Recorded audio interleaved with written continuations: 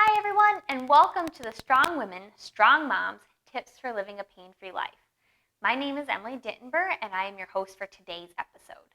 What we're going to be talking about today is the importance of having good running form.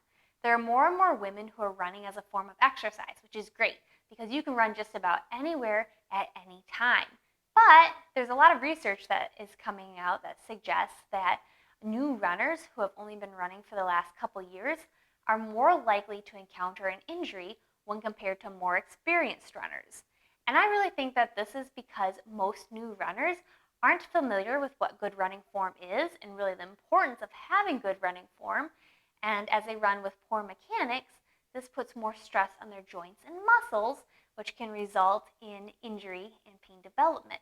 So if you want to learn how to be a healthier and better runner, stay tuned for today's episode. So the first thing that we're going to talk about on today's episode, though, is a little bit on the sciencey side. We're going to talk about ground reaction forces.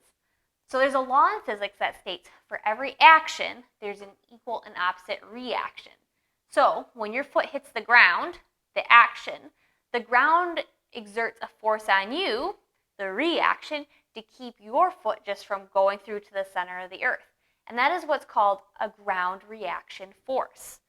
Now when you pick apart the ground reaction force a little bit more, you can see that with this red arrow here, this ground reaction force is at an angle here. It matches the angle that my leg is putting the force on the ground at, okay? So when you break this ground reaction force into its two components, there's a backwards part of the force, which is not something that you really want a lot of because you're trying to run forwards. You don't want a lot of force pushing you backwards that you have to overcome. The second part of the ground reaction force is an up and down part of the force.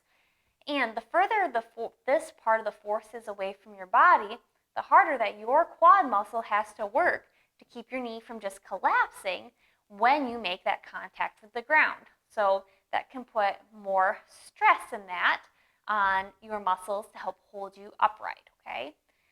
So you can change that ground reaction force, though, in a few different ways. The first way that you can change that ground reaction force is with your foot strike. So that picture was of a heel strike. So when you hit the ground with your heel first, that is what's considered a heel strike.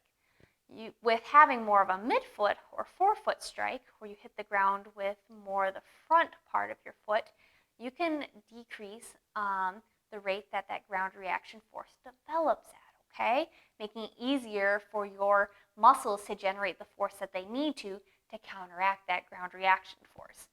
So you can see in the diagram here with the heel strike, there's a rapid peak in the amount of ground reaction force that your body has to overcome, and then it kind of plateaus off, and then as you push off of that leg, the amount of ground reaction force decreases.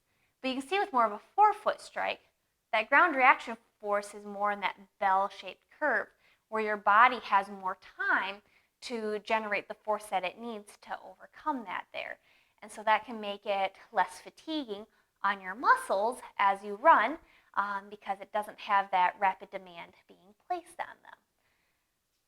Another way that you can change your ground reaction forces is the area that you place your foot as you run as well. So you can see in this picture that my foot is much closer to the center of my body there as I run. My heel isn't way out here. And that changes the ground reaction force where you have less of that backwards component of the force, so your body doesn't have to work quite as hard to continue propelling you forward. And it changes where that up and down part of the ground reaction force is as well. So it decreases how hard your quad muscle has to work to keep that knee from collapsing when you go to stand on that leg as you're running. And that it can be really important for people who are having knee pain when running, just because it really takes some of the stress off of your patellar tendon where that quad muscle attaches into, okay? So after talking about all of the information about ground reaction forces, we're going to discuss 3 easy ways that you can change how you're running to try to decrease those ground reaction forces and make it easier on your body as you run. So the first thing that we're going to talk about is your cadence. So it's roughly recommended that you run at a cadence of about 180 steps per minute. So when you're running at a slower cadence, typically you'll see that runners are reaching out further in front of them with their foot, and you'll see more of that heel strike as well. So watch your cadence. If it's more of around that like 160 steps per minute mark, try to increase it by 5 to 10%. That'll make your steps a little bit shorter and help bring that foot when you're striking forward with it. It'll bring it a little bit more underneath the center of your body, decreasing some of those ground reaction forces that we just talked about. Another thing that you can try is to run quietly. So especially if you're running on a treadmill and you hear yourself pounding on that treadmill, try to make it where you're not going to wake the baby, all right? So you should be running quietly.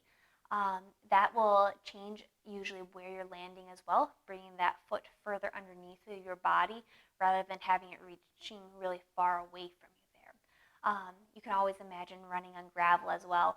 No one really wants to reach out far in front of them and hit heavily on their heel on gravel, all right? That would hurt. So imagine like you're running on gravel, and typically that'll help bring that foot further underneath your body when you land as well. And then finally, when you go to push off of that foot, think about trying to push the ground out from underneath of you, okay? So that way you're focusing more on the pushing part rather than striding and reaching forward part as you run.